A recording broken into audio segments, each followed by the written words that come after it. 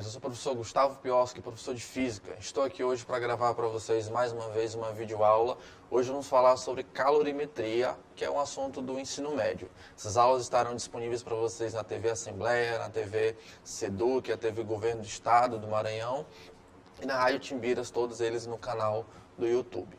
Então, hoje nós vamos falar um pouco sobre calorimetria, que é uma das partes da física, né, que você estuda na termologia, que é um dos assuntos do segundo ano. Geralmente vocês estudam isso no segundo ano, tá bom? Então é uma aula voltada para a turma de segundo ano, para ensino médio, mas não deixa de ser importante para quem está no terceiro ano, revisando aí para o seu vestibular, para o Enem, dar uma revisadinha no que fala a calorimetria.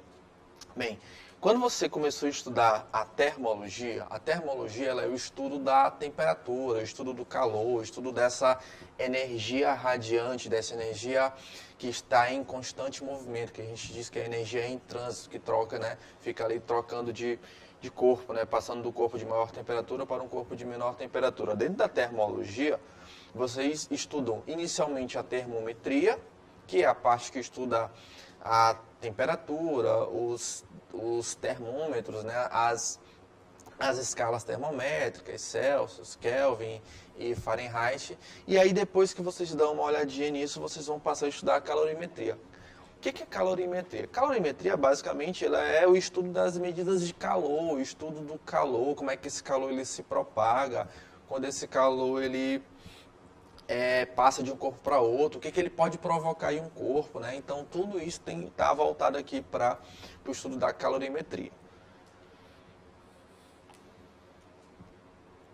Bem, primeiro, para que a gente entenda, vamos primeiro rever o que é calor, né? E entender o que o calor pode provocar quando ele é propagado, quando ele está em um determinado corpo. Então, o que é calor? Calor é uma energia, calor é uma forma de energia em trânsito, ou seja, em movimento, devido à diferença de temperatura, flui espontaneamente do sistema de maior temperatura para o sistema de menor temperatura. Ou seja, é uma energia térmica em constante movimento que tende a fluir do corpo, flui espontaneamente, ou seja, naturalmente, do corpo de maior temperatura para um corpo de menor temperatura, ok?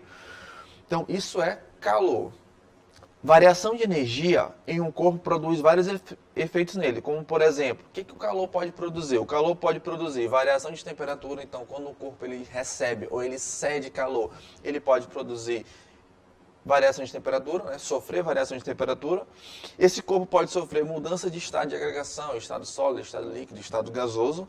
Ele pode sofrer dilatação, ele pode sofrer contração. Então aqui a gente tem, vamos dizer assim, as principais situações, as principais consequências quando o calor, quando esse tipo de energia ele se propaga em um determinado corpo. Então quando o corpo ele recebe ou quando ele cede calor, né? Quando ele recebe ou ele cede essa energia, ele pode sofrer variação de temperatura, mudança de estado, dilatação ou contração. Bem, quando se fala em calor, está se falando em energia. Vocês, quando fazem primeiro ano, quando estudam primeiro ano, vocês estudam uma parte de energia, uma parte da física chamada de dinâmica, né? Aquela onde você vê força, você trabalha a parte de energia, você vê energia cinética, energia potencial, gravitacional, energia potencial elástica, né? Tudo isso dentro da mecânica. Então, para qualquer tipo de energia no sistema internacional foi adotado a unidade Joule, né?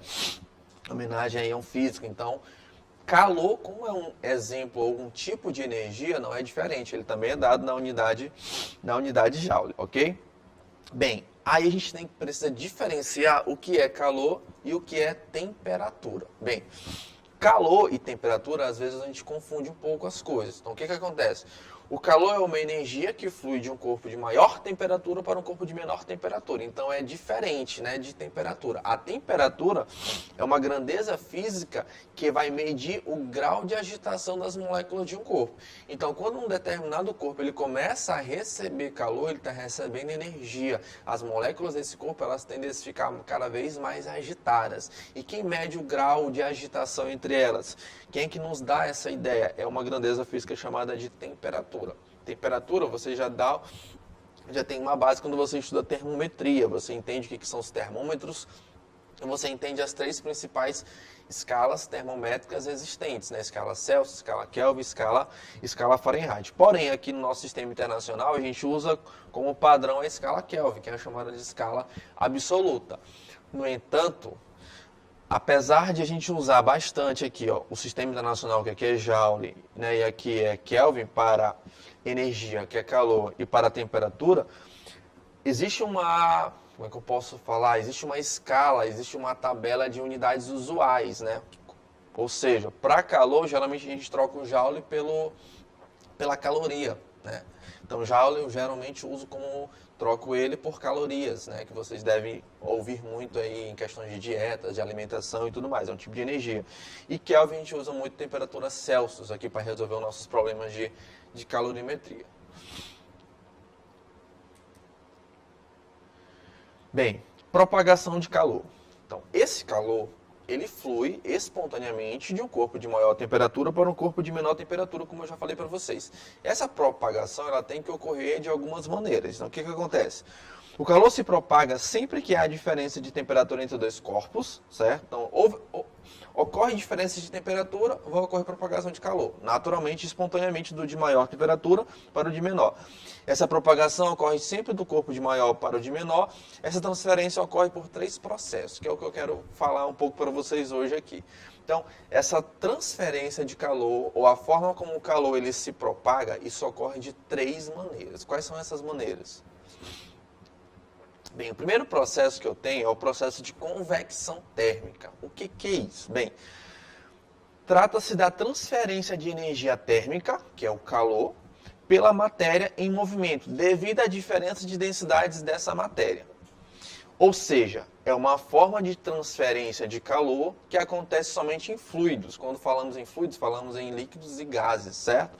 Isto é, nos líquidos, nos gases, nos vapores, uma vez que há movimentação das partículas diferentemente aquecidas no interior do meio, não podendo ocorrer nos sólidos.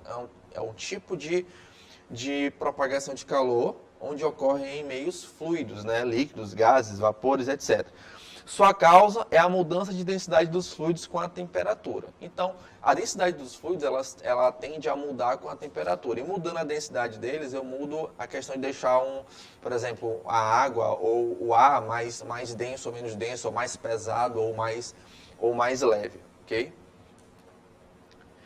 Por exemplo, que um dos principais exemplos que nós temos aqui eu coloquei aqui a imagem de uma geladeira, né? O que acontece na geladeira? Na geladeira, a gente tem o ar frio, né, o congelador na parte de cima, e aí o que acontece? Ele começa a ter aquele ar frio na parte de cima, e o ar frio ele é um ar mais denso. Mais denso quer dizer que ele é mais pesado, ele tende a descer. E aí na parte de baixo teria um ar mais quente. O que vai acontecer?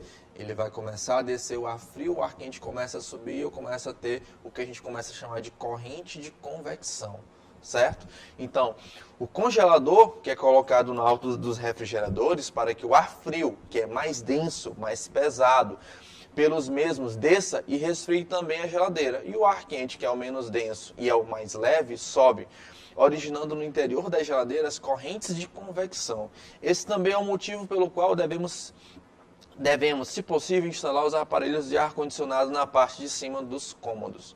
Ok? Então aqui é um exemplo de corrente de convecção, um exemplo de propagação do calor por meio de convecção térmica, ok? Então vai formar essa corrente de convecção. O ar frio mais pesado desce, o ar quente mais leve ele vai subir. Exemplo aqui para geladeira, exemplo para o ar-condicionado. Antigamente se fazia aquelas geladeiras com aquelas prateleiras vazadas, né? Hoje a gente já tem aquelas prateleiras que não são vazadas, que geralmente são de vidro, porém geladeiras são mais modernas, então em cada compartimento geralmente tem alguma saída de ar frio ali para ajudar nesse resfriamento aí no trabalho da geladeira, ok?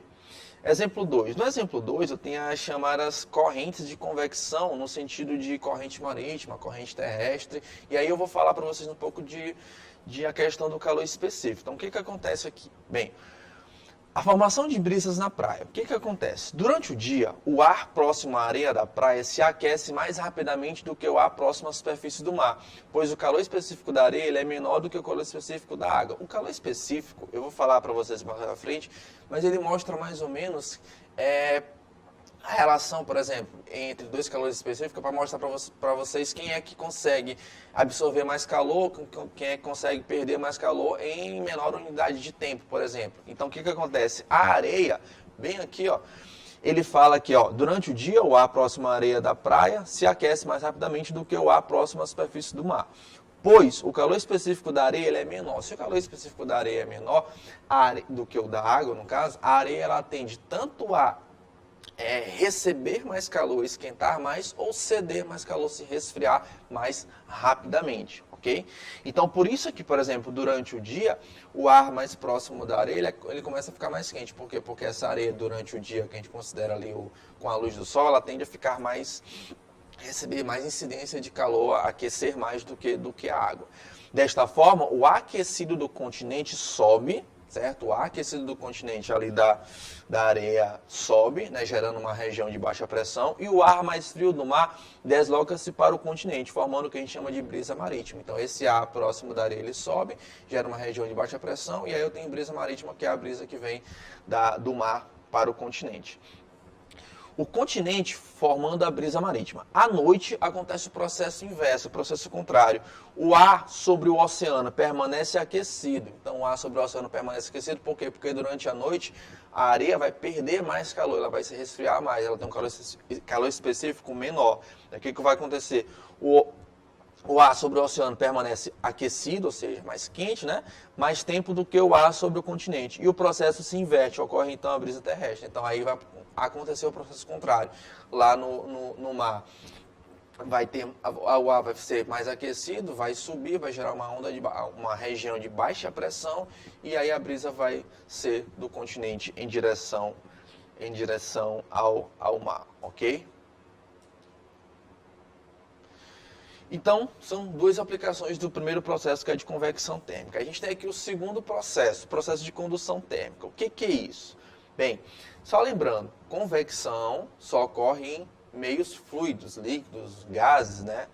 Pode ser vapor também, né? Mas só em meios fluidos. O calor, ele é conduzido de um ponto a outro do corpo, sem que haja deslocamento das partículas. Isso aqui é importante. Observe que na convecção a gente está falando de correntes de convecção, ou seja, movimentação do ar, ou pode ser também quando você está esquentando, por exemplo, uma panela para passar um café, está esquentando uma água, você começa a aquecer, né? Pela parte de baixo aqui, a água mais quente ela vai começar a subir, e a mais fria vai começar a descer, e forma ali uma corrente de convecção. Então tem deslocamento de fluido, água, gases, etc. Aqui, observa que ele fala, ó, sem que haja deslocamento das partículas. Então aqui não tem deslocamento. O que vai acontecer? É a forma de transferência de calor, onde a energia ela é transferida de partícula para partícula, através da agitação atômico-molecular. Ou seja, essas partículas elas começam a se agitar, e você vai perceber, por exemplo, se você pegar um cabo, uma colher de metal, e você coloca ela no fogo, por exemplo, você vai perceber claramente que ela vai começar a aquecer lá do ponto onde está ali no fogo para o cabo onde você está pegando. Por quê? Porque ali não tem movimentação de partículas, eu tenho apenas o calor se propagando de molécula para molécula. Então, através dessa agitação, logo, só é possível em meios materiais e tende a ser mais acentuada em sólidos, onde a interação entre as partículas é maior. Então, ela pode até ocorrer aqui em líquidos e gases, mas é em menor quantidade, ou um percentual bem menor. Ocorre geralmente em meios sólidos. Então, explicando microscopicamente o fenômeno, a região próxima da chama tem um movimento vibratório de suas moléculas aumentando. Recebe calor, aumenta-se a temperatura, que é a agitação das moléculas. Adquirindo assim maior energia cinética, que é transferida através dos choques às partículas vizinhas, que também aumentam seu movimento vibratório. Através desse transporte de energia, toda a barra ela é aquecida. Então vai vibrando, vai aquecendo, vai aumentando a sua temperatura, recebendo calor, até chegar lá na outra parte do cabo, onde você está analisando. atenção para alguns detalhes desse que a gente já falou. A condução, ela não ocorre no vácuo, ela necessita de um meio material, então ela não pode ocorrer no vácuo. Ela precisa de um meio material, ela é o calor se propagando através de vibração da matéria, né, das moléculas que constituem essa matéria. Os metais são bons condutores de calor e utilizados na fabricação de aparelhos que permitem aquecer rapidamente outros corpos, principalmente os líquidos. Corpos mal condutores de calor são quais? Alguns que eu coloquei aqui para você exemplificar: vidro, borracha, isopor, lã, algodão, a neve, né? Também muito utilizada em outros países aí para a questão do aquecimento, aquecimento não, evitar a troca de calor, né? Peles de alguns animais, madeira e etc. Ok? Bem, e aí eu tenho a irradiação térmica. Essa irradiação, ela pode até, em alguns livros aí, ou algumas questões chamadas de radiação também. Então, o que acontece? Corpos a qualquer temperatura possuem a propriedade de emitir ondas eletromagnéticas ou radiação. Qualquer corpo que esteja sujeito a uma temperatura, ele emite um tipo de radiação. Então, por exemplo, nós emitimos radiação. O nosso corpo é a 36,5 graus, ele emite radiação que a gente chama de calor, que é uma frequência aí próxima do infravermelho. Então, qualquer corpo que tenha temperatura, né, ele vai emitir radiação. Então, isso é chamado de radiação térmica. As características dessa radiação dependem da temperatura que o corpo se encontra, verificando-se que quanto maior a temperatura, maior a frequência e maior a intensidade de energia irradiada. Ou seja, aqui a gente está falando basicamente de radiação, de ondas eletromagnéticas. Então, quando você chegar para estudar, por exemplo, a parte ondulatória, a parte de ondas, né, que é o que estuda mais especificamente essa questão dessas radiações, você vai ver que essas radiações elas se diferenciam por frequências, por comprimento de ondas, né, por suas intensidades. Então é por isso que ele fala aqui, ó, que depende da temperatura a radiação que o corpo ele vai emitir, ok?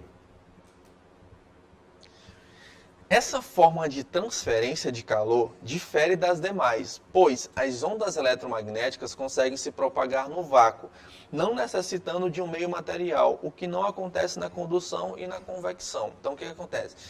Quando você for estudar ondas eletromagnéticas, você vai entender que elas podem se propagar no vácuo, porque elas são consequência de vibrações de campos elétricos e campos magnéticos, né, de propagação desses campos.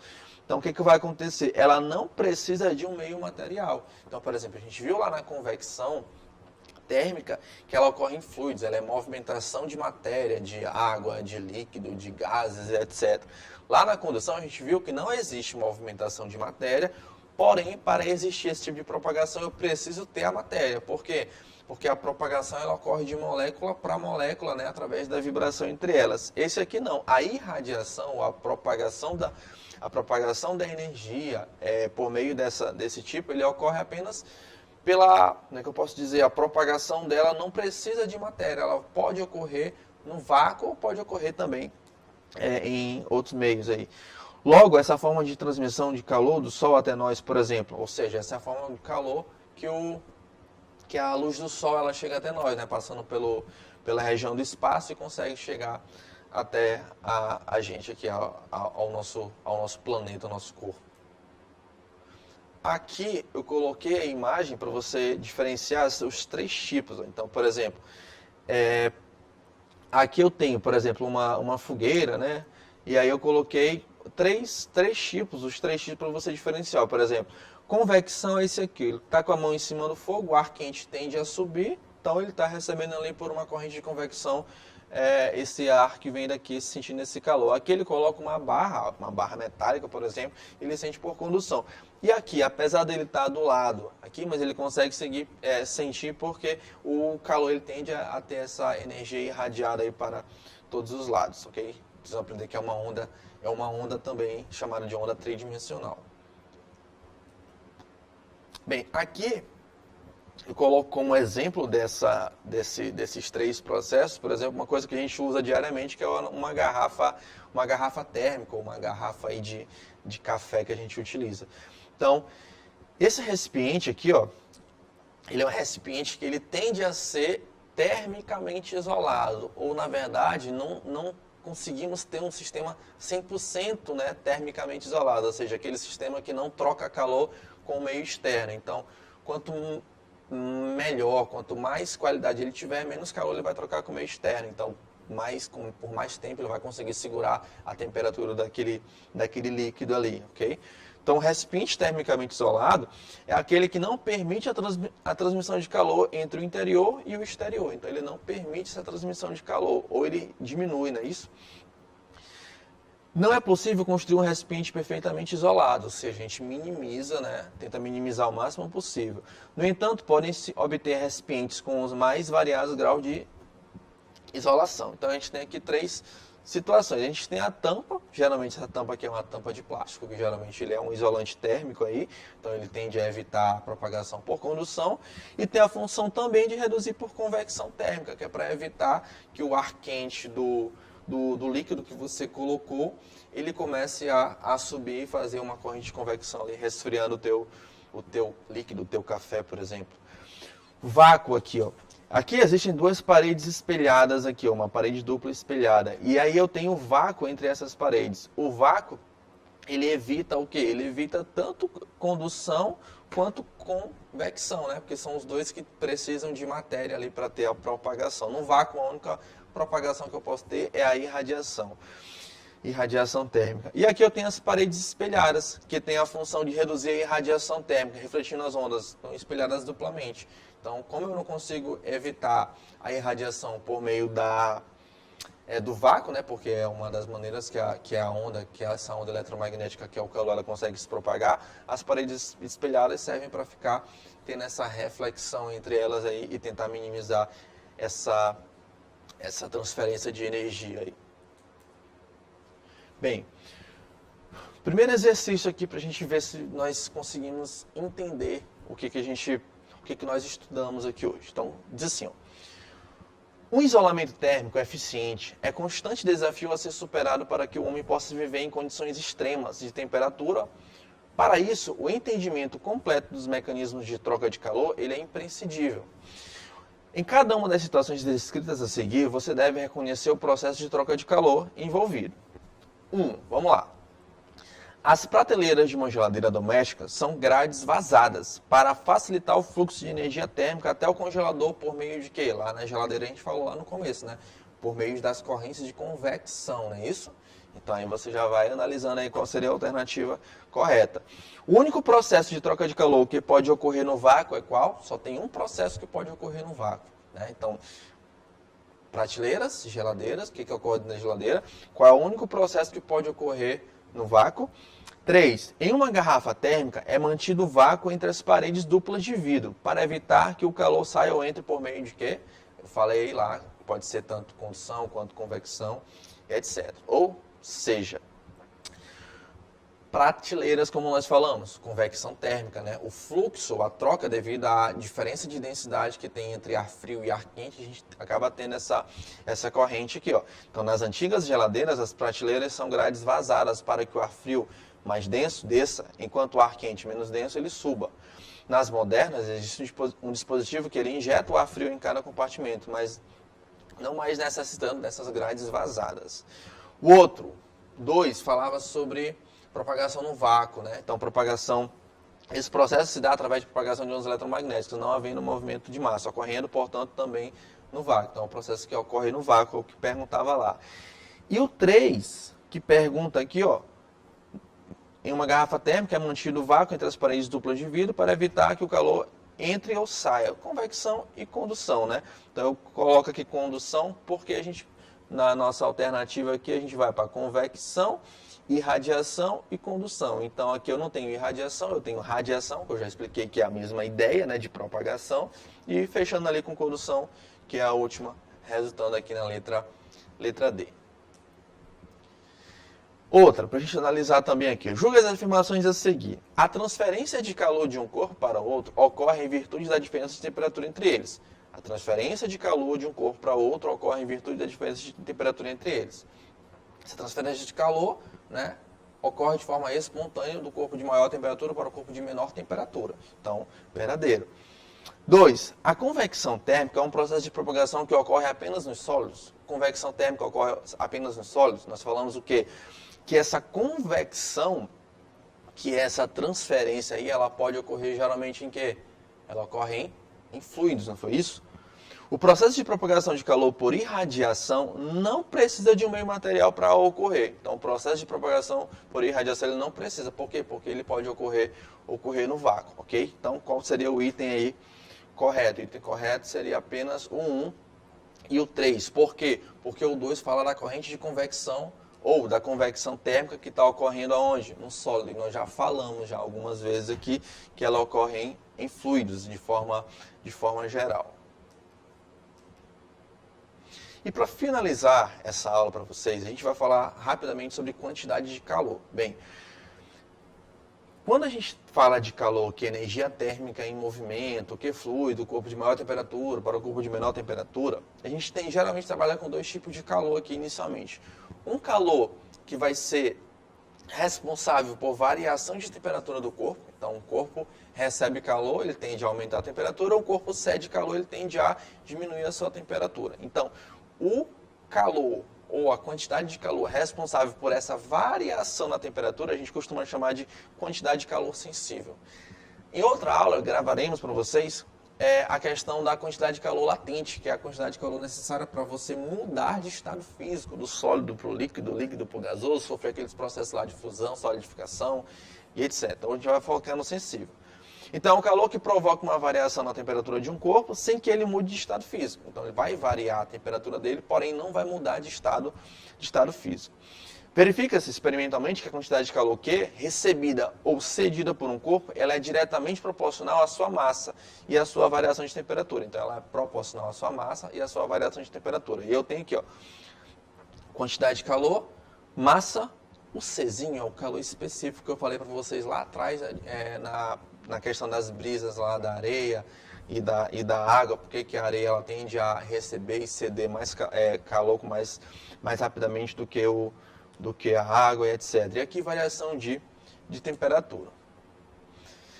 Bem, eu coloquei aqui o que significa cada uma na nossa equação, com as suas respectivas unidades para sistema internacional e para o sistema que a gente costuma chamar de sistema usual. Sistema internacional, quantidade de calor, que é energia, joule, massa, quilograma, calor específico, é você separando isso aqui, você isolando ele, você vai encontrar joule por quilograma vezes Kelvin, porque a minha variação aqui seria em Kelvin, não é isso?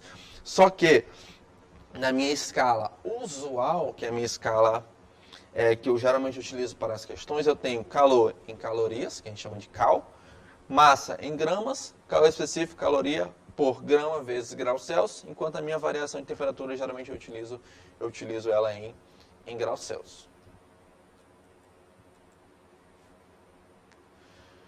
Ok? Então eu tenho aqui algumas observações. A energia ela é medida em joules, porém ela pode ser medida em calorias, como nós já falamos. Aqui eu tenho uma relação, que uma caloria ela vale aproximadamente 4,18 joules. Geralmente, quando aparece para você transformar, as questões costumam arredondar isso aqui para 4, colocando que uma caloria vale aproximadamente 4 joules, mas aí só você ter cuidado na questão. E o calor específico significa o quê? Que é o calor específico que a gente falou lá da areia, comparando com o da água lá. Quantidade de calor necessária para elevar 1 grau Celsius a temperatura de uma unidade de massa de um corpo. Então, calor específico é a quantidade de calor necessária para elevar em 1 grau Celsius uma unidade, uma grama de uma determinada substância, para você ter a noção do que aquilo que consegue receber mais calor do que o outro, etc. Então, por exemplo, quando a gente observar que o calor específico, quando eu afirmar que o calor específico, por exemplo, do mercúrio, ele vale 0,033 calorias por grama vezes grau Celsius, significa que para cada 1 grama de mercúrio, você quer elevar, não botar elevar, mas pode ser baixar também, 1 grau Celsius, você vai precisar de 0,033 calorias para cada 1 grama de mercúrio, você elevar a temperatura dele em 1 grau Celsius. Isso nos dá o que a gente chama de calor específico, que é uma constante, aí, um valor que caracteriza aquele material, aquela substância. Ok? Aqui é a questão dos sinais para você trabalhar essa equação. Então, quando você trabalha essa equação, massa e calor específico, Q é igual a M vezes C vezes delta T, né? O delta aqui, θ, que é a variação de temperatura. Isso aqui, tanto a massa quanto o calor específico são valores positivos. Então, o que vai acontecer? A tua variação, que pode ser positiva, pode ser negativa. E, consequentemente, o Q vai acompanhar o ΔT. Então, o que vai acontecer? Se a minha variação for positiva, eu aumentei a temperatura dele, o Q vai ser positivo. Significa que o corpo ganhou calor. Se, por exemplo, o ΔT for negativo, significa que o Q é negativo, significa que ele perdeu calor, ok? Então, para fechar, eu tenho aqui um único exemplo que tem um gráfico aqui para vocês, ó, que diz assim, ó, um corpo de 400 gramas absorve calor de uma fonte térmica de potência constante à razão de 600 calorias por minuto. Ou seja, é uma fonte. Uma fonte térmica pode ser, por exemplo, um fósforo, um fogão ligado lá, a boca de um fogão acesa, né? Alguma coisa que está fornecendo calor. E essa potência, que a gente chama também de fluxo de calor, está sendo de 600 calorias para cada 1 minuto. O gráfico mostra a variação de temperatura em função do tempo. Qual é o calor específico da substância que constitui o corpo? Então ele quer calcular o calor específico da substância. Se você for olhar o gráfico, você vai perceber que a temperatura ela sai de 10 graus para 40. Ó. Aqui, ó, o gráfico. Temperatura, tempo. 10 para 40 é uma variação de 30, né? E isso em quantos minutos? 10 minutos. Aí o que vai acontecer? Bem, a massa do corpo é essa, isso aqui a gente chama de fluxo de calor, ou potência térmica, ou potência do calor, né?